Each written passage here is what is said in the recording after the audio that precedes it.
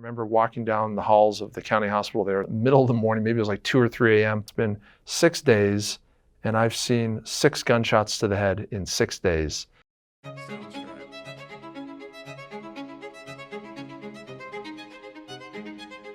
I was working on a patient that had been shot in the head, point blank, execution style. My staff surgeon, he was on one side of the patient, he was sitting in a chair, and I was sitting in a chair operating on the other side. And I looked into the hole, or the cavity that I was working with, and I could see all the way through this man's brain. And I remember saying to myself, "You're gonna remember this moment for the rest of your life."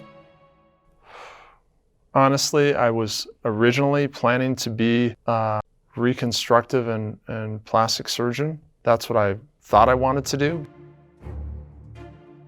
I mean, I had spent all this time kind of building my resume and developing relationships into this plastics reconstructive path, but life grabs you and puts you where you need to be sometimes. I was walking from our apartment to school, and there was a man that was literally on the side of the road in cardiac arrest. I ended up doing mouth-to-mouth and chest compressions on this guy. He ultimately had a brain tumor and had had a seizure.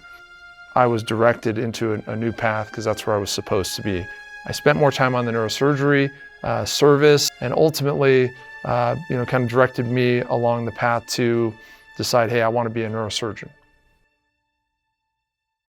I remember there was one 16-year-old boy who got shot, and I remember talking to his mother, and I remember it like it was yesterday. She said something to me that has always stuck with me, and I think it applies to literally everything.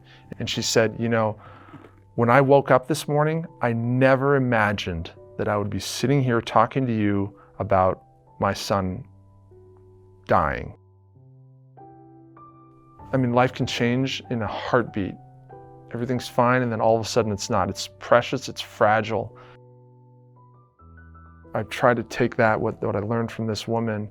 Every time I talk to a patient, I always say to them, listen, I know you never imagined in God's green earth that you would ever be sitting right here, right now, having this horrible conversation. I'm so sorry that you're having this conversation. And I'm gonna give you everything that I have and try to keep it as positive as possible. I'm Brent Kimball, and this is my DarkWater story.